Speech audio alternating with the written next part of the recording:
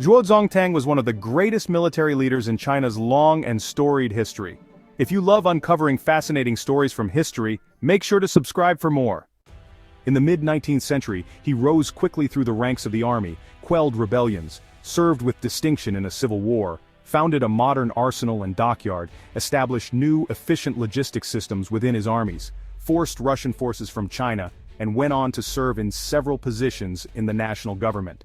In the West, particularly the United States and Canada, we know him simply as General TSO, namesake of a Chinese takeout chicken dish. Zhuo was born in 1812 in Xiangyin, Hunan, to a family of wealthy landowners. His family's money allowed him to pursue an extensive education. He was able to obtain a Chu-Zhen, or promoted scholar, the second highest academic degree awarded in the imperial civil service exams.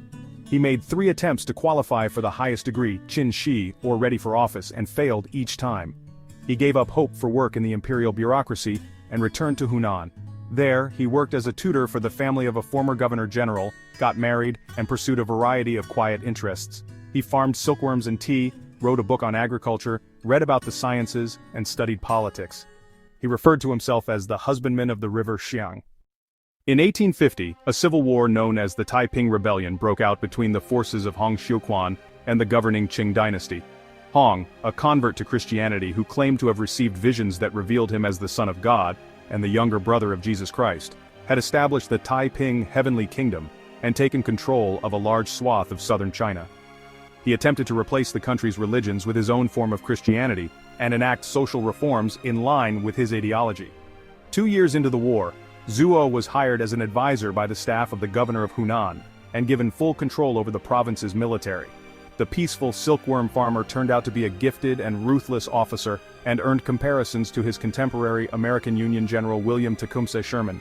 Zhuo drove the Taiping rebels out of Hunan, and then the neighboring Guangxi province, followed them into coastal Zhejiang. After his victory there, he was appointed governor of the province and an undersecretary of war. Then south into Fujian and Guangdong, the seat of the rebellion. There, he dethroned the Taiping Heavenly Kingdom's teenage monarch and crushed the rebellion. The following year, he was appointed Viceroy and Governor-General of Fujian and Zhejiang provinces and Commissioner of the Naval Industries. In this capacity, he created the Guqiao Arsenal, China's first modern arsenal, shipyard, and naval academy. Appointments to the offices of Viceroy and Governor-General of Shanxi and Gansu provinces and Imperial Commissioner of the Army in Shanxi would follow. Zhuo returned to the battlefield to suppress the Nian Rebellion in northern China and then marched west to defeat the Dungan Revolt.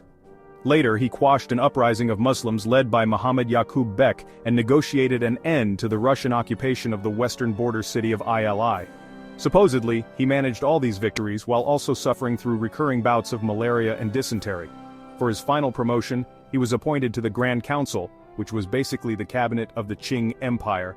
Zhuo quickly tired of imperial politics and requested to be relieved of his position.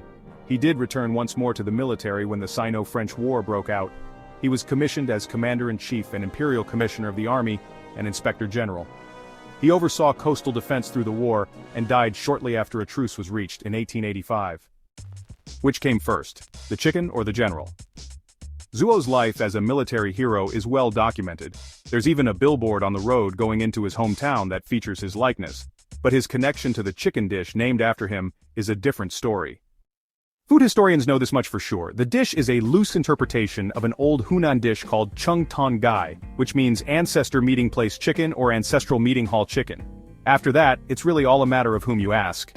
There's no evidence that the dish ever passed through the general's lips or, his pained bowels. The general was known as a picky eater, and honestly the dish is pretty atypical of Hunan cuisine.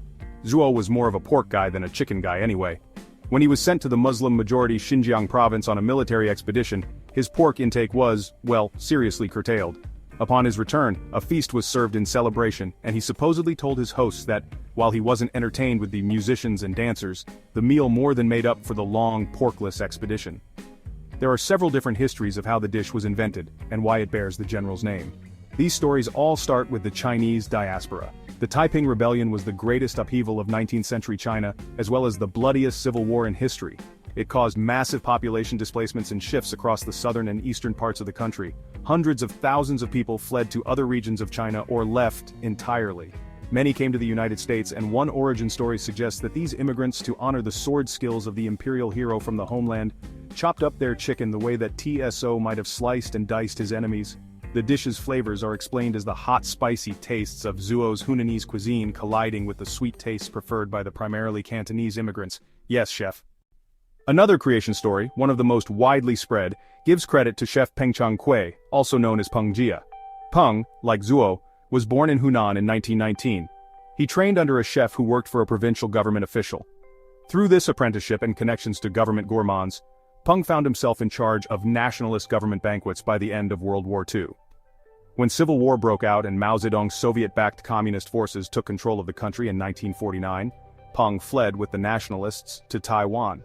In Taiwan, Peng continued to cater official functions, and he invented many new dishes. According to Peng, at some point in the mid-1950s, he created an especially hot dish with typically Hunanese flavors and named it in honor of the second most famous military man from his home province. Why didn't he name it for the most famous? Because that was Mao Zedong, the man who'd caused his exile. In the 1970s, Peng came to America and opened up a restaurant in New York. It was popular enough, but Hunanese food was not well known in the United States. It didn't really catch on until one fan began talking the place up.